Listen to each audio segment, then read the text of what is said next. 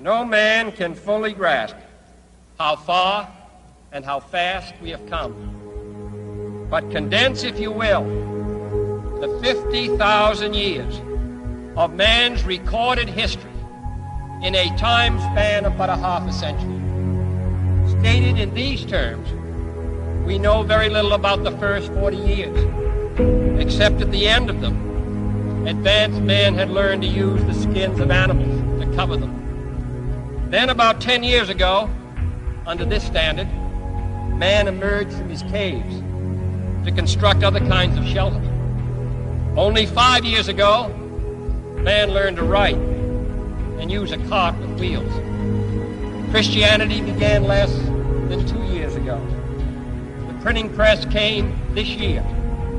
And then less than 2 months ago, during this whole 50-year span of human history, the steam engine provided a new source of power. Newton explored the meaning of gravity. Last month, electric lights and telephones and automobiles and airplanes became available. Only last week did we develop penicillin and television and nuclear power. And now, if America's new spacecraft succeeds in reaching Venus, we will have literally reached the stars before midnight tonight. This is a breathtaking pace, and such a pace cannot help but create new ills as it dispels old. New ignorance, new problems, new dangers. Surely the opening vistas of space promise high costs and hardships, as well as high reward. So it is not surprising that some would have us stay where we are a little longer, to rest, to wait. But this city of Houston, this state of Texas, this country of the United States was not built by those who waited and rested and wished to look behind them.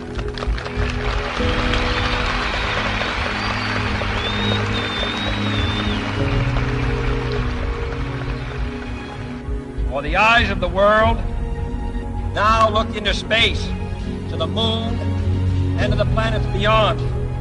And we have vowed that we shall not see it governed by a hostile flag of conquest, but by a banner of freedom and peace. The exploration of space will go ahead, whether we join in it or not. And it is one of the great adventures of all time. Those who came before us made certain that this country rode the first waves of the Industrial Revolution, the first waves of modern invention, and the first wave of nuclear power. And this generation does not intend to founder in the backwash of the coming age of space. We mean to be a part of it. We mean to lead it. Its hazards are hostile to us all. Its conquest deserves the best of all mankind. And its opportunity for peaceful cooperation may never come again. But why, some say, the moon? Why choose this as our goal? And they may well ask, why climb the highest mountain? Why, 35 years ago, fly the Atlantic?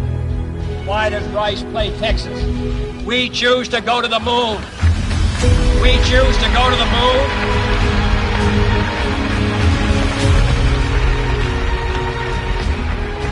We choose to go to the moon in this decade and do the other things, not because they are easy, but because they are hard.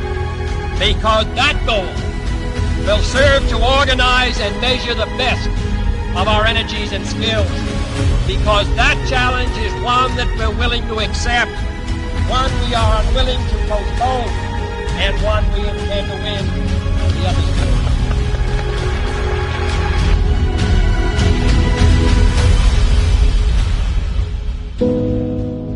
Listen, Tranquility Base here. The Eagle has landed. Roger, Tranquility. We copy you on the ground. You got a bunch of guys about to turn blue. We're breathing again. Thanks a lot.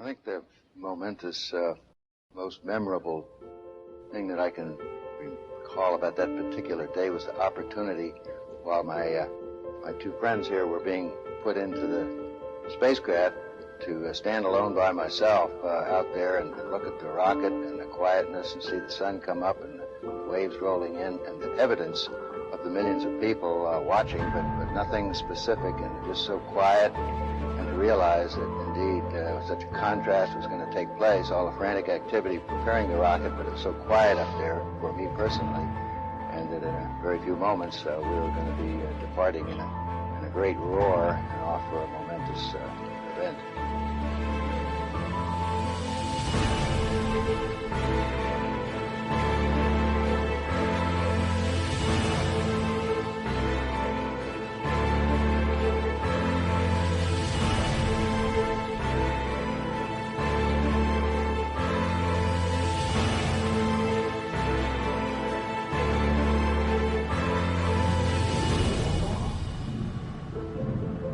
I thought we had a 90% chance of getting back safely to Earth on that flight, but only a 50-50 chance of making a successful landing on the first attempt. There's so many unknowns in that descending from lunar orbit down to the surface that had not been demonstrated yet by testing. It's a risk-reward equation, and you're able to accept a level of risk so long as it's commensurate with the reward that you will get by achieving the goal that you're after.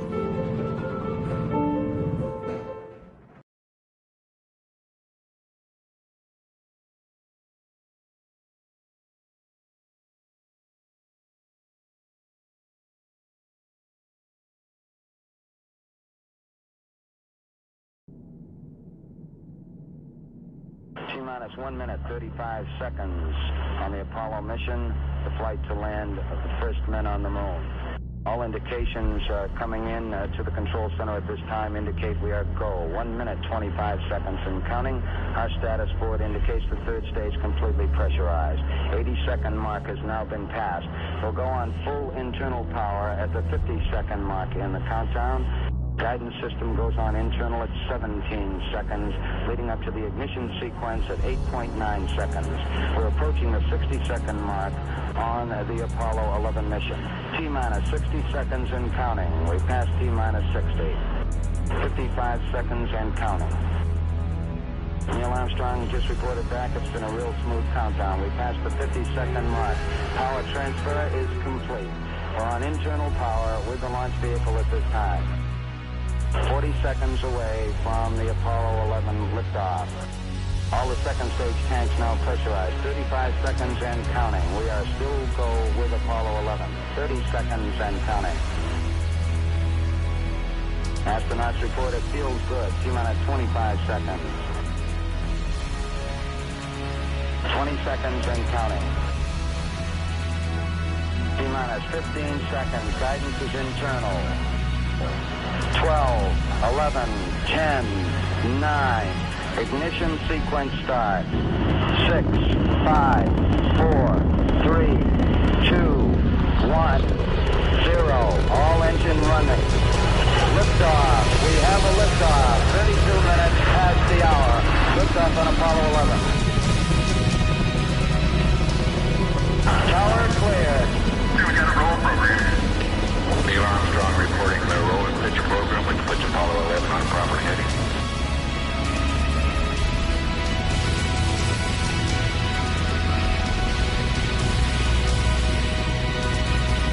Plus 30 seconds. Roll complete and ignition program.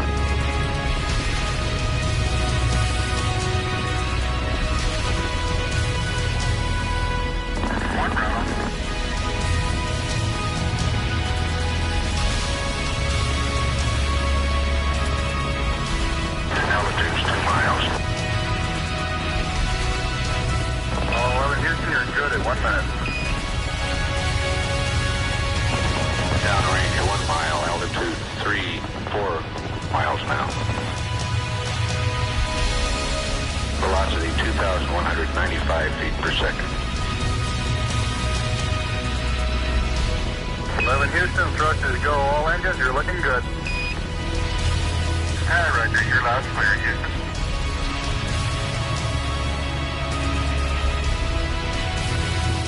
We're through the region of maximum dynamic pressure now.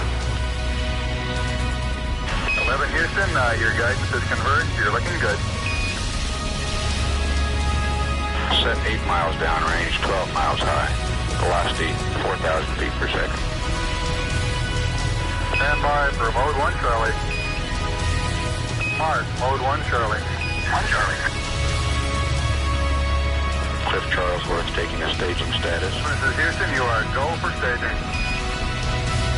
Tower's gone. Roger, tower. Inboard cutoff. Inboard engines out. I'm inboard cutoff.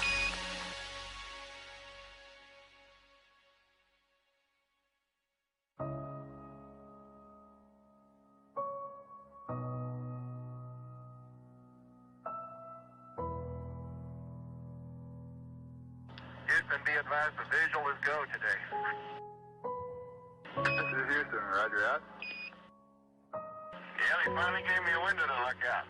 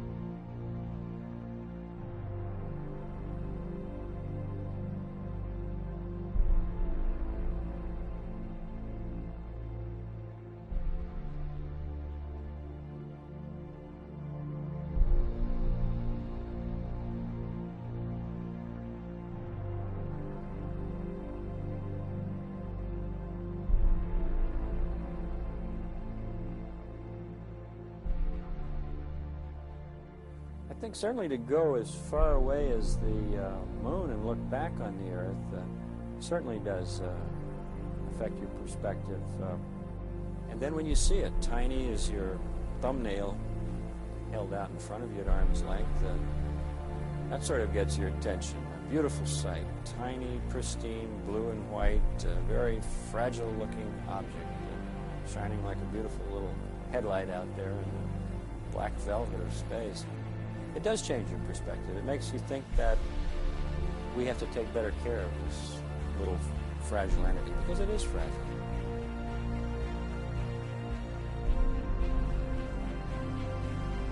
Apollo 11, this is Houston. Slightly less than 1 minute to ignition, and everything is go. Roger, Apollo 11's go.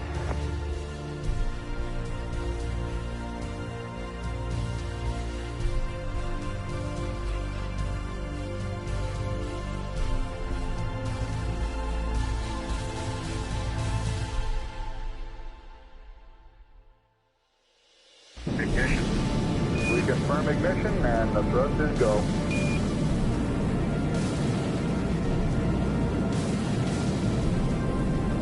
Apollo 11, this is Houston at 1 minute. Trajectory and guidance look good, and the stage is good. Apollo 11. We're showing velocity 35,570 feet per second.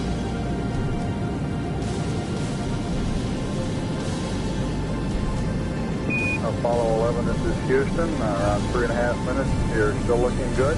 Your predicted cutoff is right on the nominal. Roger, Apollo 11's go.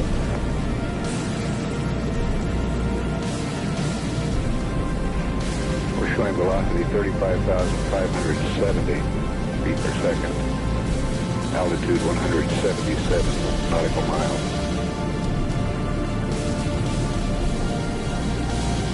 Apollo 11, this is Houston. You are go at 5 minutes. Roger, Apollo 11's go.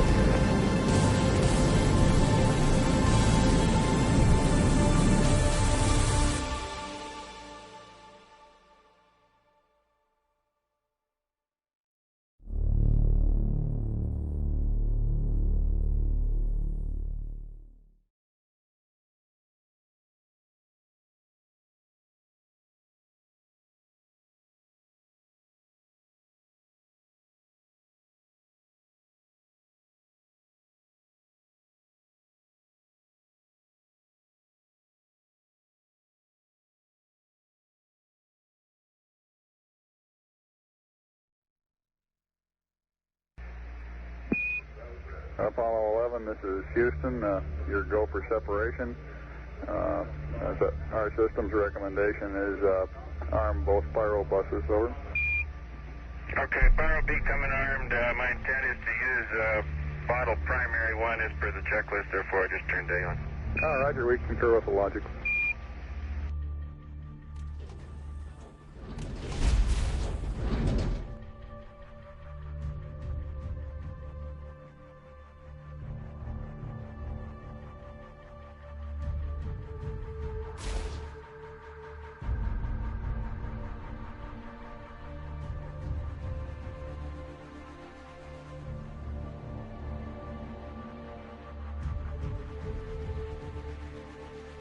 Okay, we got the Eagle in view.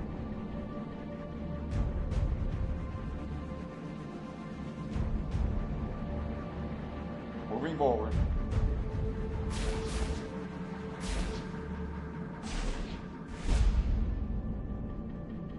meters. 8 meters. 6. 5 meters.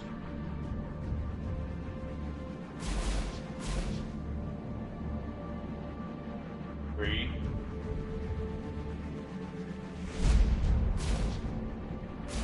2 meters.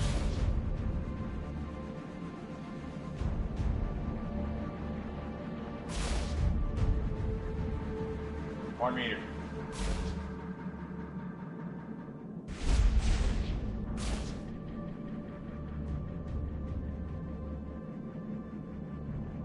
And capture.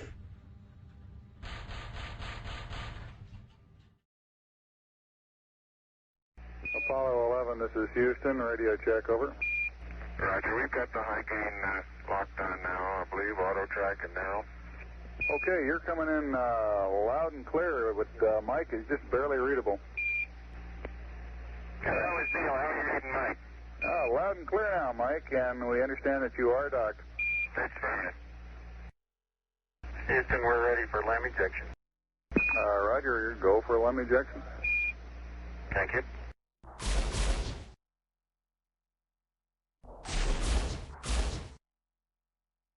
Apollo 11, this is Houston, over. Roger, Houston, Apollo 11, go ahead. Roger, could you give us some comments on how the transposition and docking went, over? Yeah, I thought it went pretty well, Houston, although I expect I used more gas than I've been using in the simulator, except for using a little more gas, and I'd be interested in your numbers on that. Everything went nominally. This is Houston. Roger, we copy.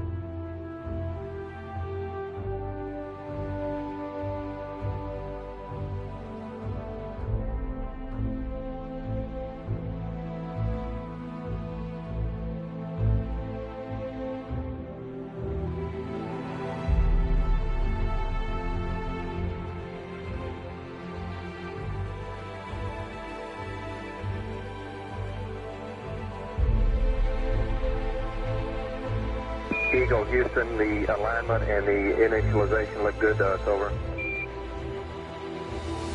Roger, thank you.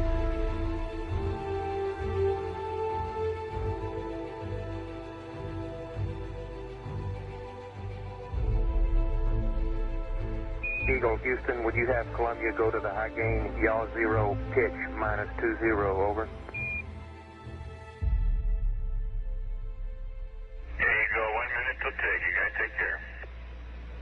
See you later.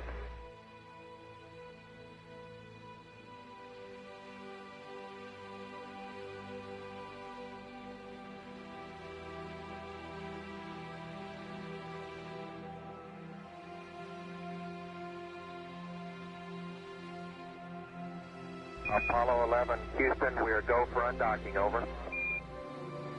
Roger, understand.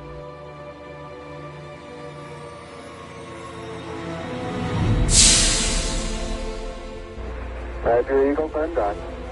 Roger, how does it look? The Eagle has wings. Roger.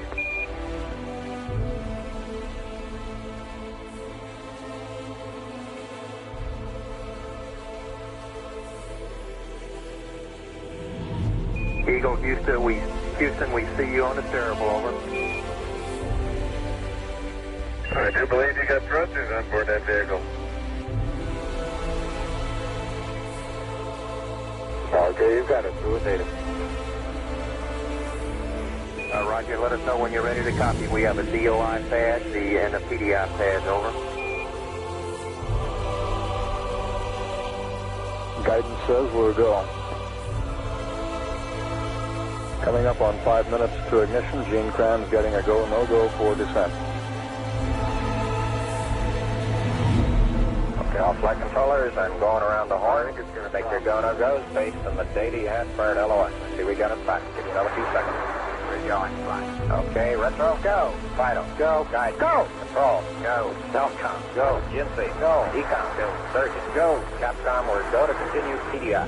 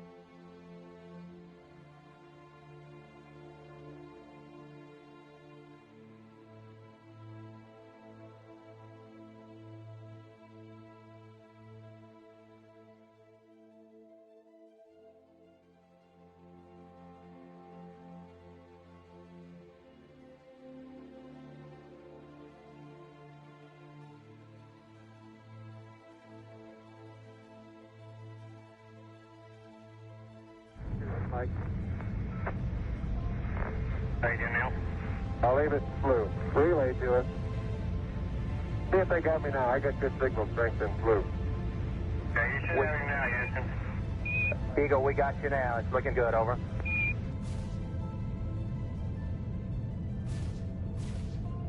Eagle, Houston, after yaw around, angled S-band pitch, -9er, yaw, +18.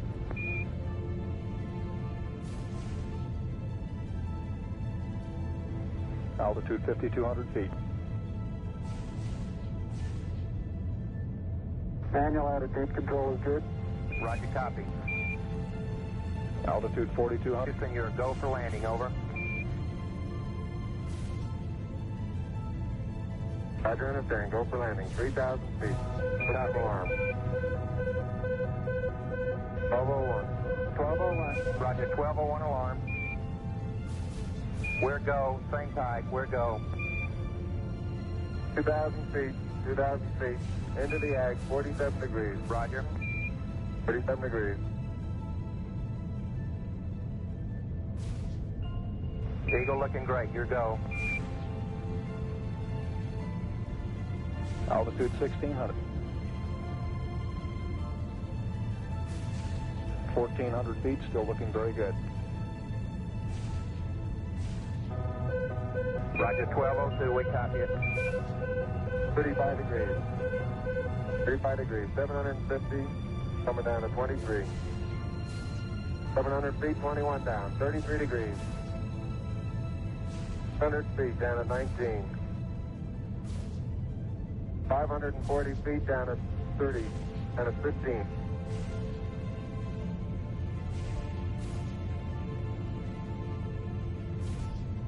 At 400 feet down at 9. Gate forward. 10 and 50 feet down at 4. 36.5 down.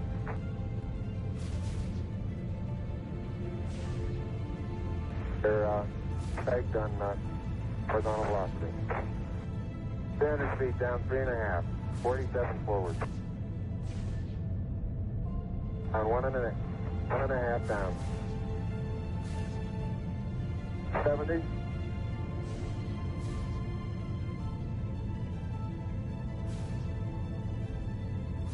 At the shadow out there. 50 down at 2.5. 19 forward. Altitude, velocity, light. 3.5 down. 220 feet. 13 forward. 11 forward, coming down nicely. 200 feet. 4.5 down. 5.5 down. Within 60 feet, 6.5 down. 5.5 down. 9 forward. And 20 feet. 100 feet, 3.5 down. 9 forward. 5%. 185. Stay 75 feet. Guys looking good. Down 1/2. 6 forward. 60 seconds. Lights on. Down 2.5. Forward. Forward. 40 feet down 2.5. Picking up some dust. 30 feet, 2.5 down. Big shadow. 4 forward. 4 forward. Drift into the right a little. Down 1/2. 30 seconds. Forward. Drift. Contact light. Okay, engine stop. ATA at a descent. Mode control both auto. Descent engine command override off. Engine arm off. 413 is in. We copy you down, Eagle. Houston, Tranquility Base here. The Eagle has landed. Roger, Tranquility. We copy you on the ground. You got a bunch of guys about to turn blue. We're breathing again. Thanks a lot.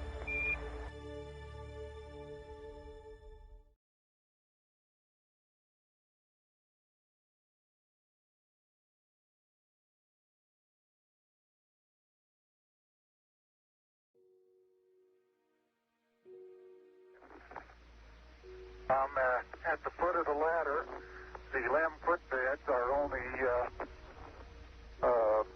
depressed in the surface about 1 or 2 inches, although the surface appears to be very, very fine-grained as you get close to it. It's almost like a powder. Ground mass is very fine. I'm going to step off the limb now.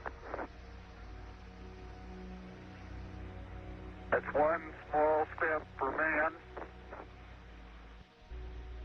one giant leap for mankind.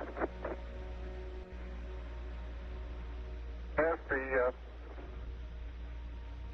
surface is fine and powdery, I can pick it up loosely with my toe. It does adhere in fine layers, like powdered charcoal, to the sole and sides of my boot.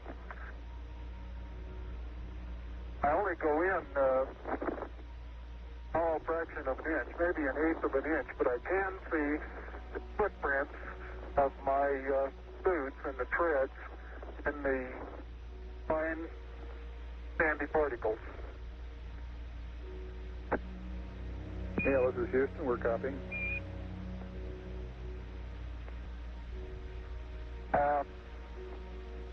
There seems to be no difficulty in moving around as we suspected. It's even perhaps easier than the simulations of 16G that we performed in various simulations on the ground. Absolutely no trouble to walk around.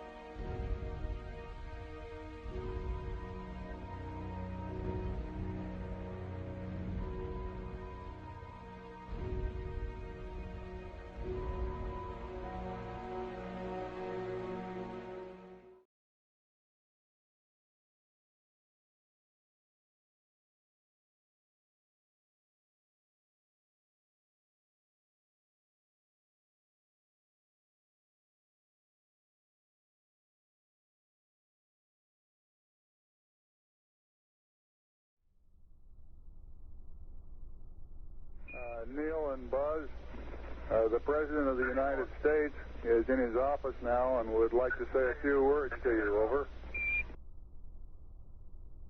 That would be an honor.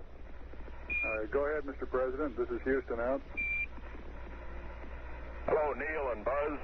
I'm talking to you by telephone from the Oval Room at the White House. And this certainly has to be the most historic telephone call ever made. I just can't tell you how proud we all are of what you do. For every American, this has to be the proudest day of our lives. And for people all over the world, I am sure they too join with America in recognizing what an immense feat this is. Because of what you have done, the heavens have become a part of man's world.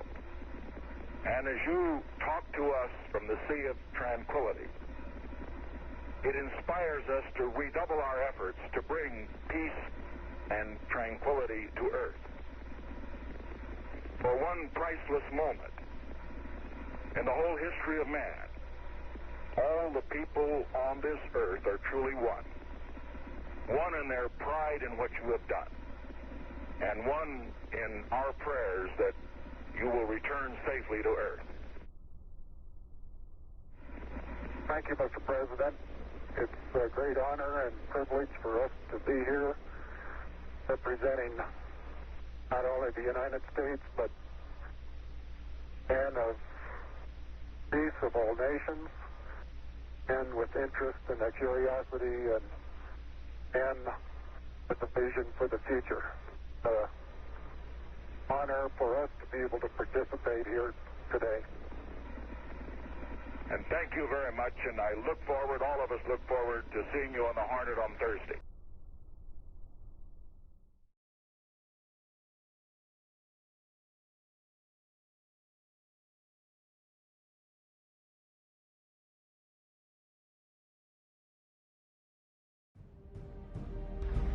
Tranquility Base, Houston.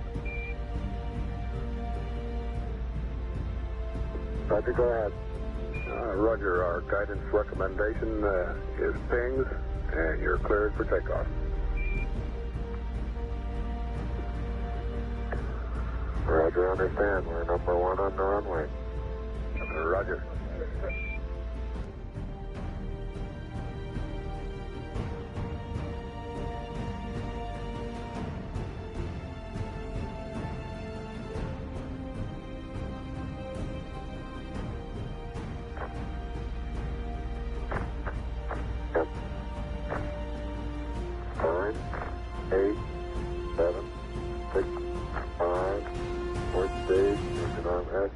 Proceed.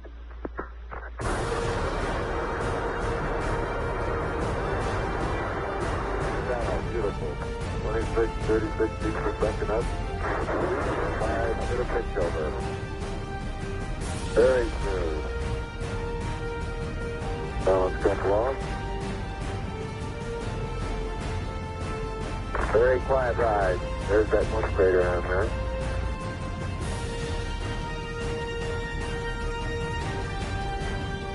1,000 feet high, 80 feet per second vertical rise. Here you go, Houston. Request manual start override. Roger. 2,600 feet altitude. Here you go, Houston. You're looking good to us.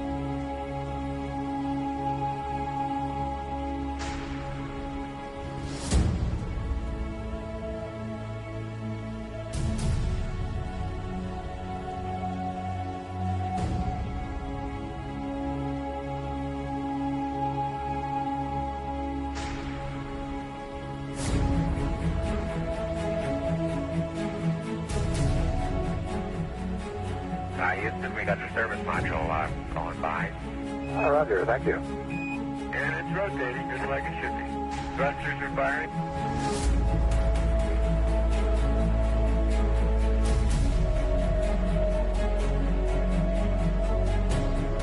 .800 nautical miles high. Velocity 33,000 feet per second.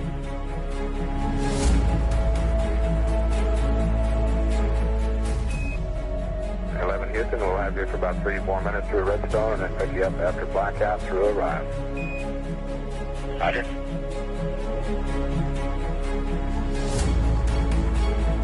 Guidance reports Apollo 11 right down the middle of the corridor. And 11 Houston, you're going over the hill there shortly. You're looking mighty fine to us. See you later.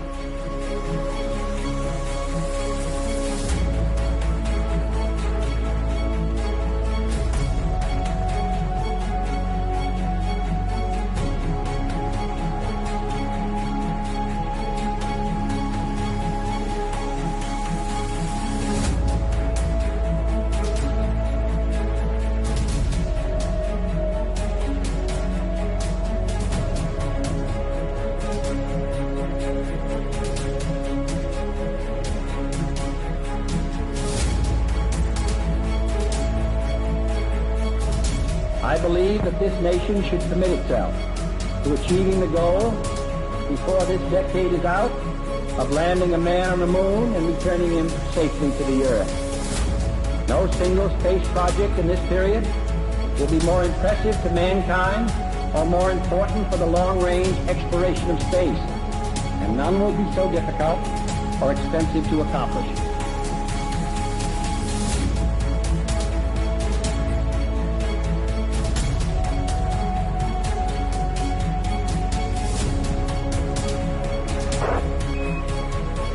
Apollo 11, Houston, through Orion.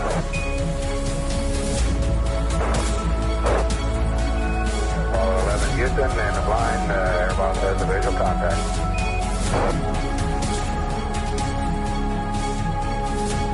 Apollo 11, Houston, standing by for your density reading, over. Apollo 11, this is Hornet, over. Apollo 11, read the last course, position 1330, 16915. Aircraft reports visual with 3 full shoots. Condition of crew, over. Condition of crew, 3,500 feet on the way down. 11 and Hornet, copy. 11 Hornet, what's your splashdown error, over? Okay, our splashdown error is our latitude, 1330, 16915. That's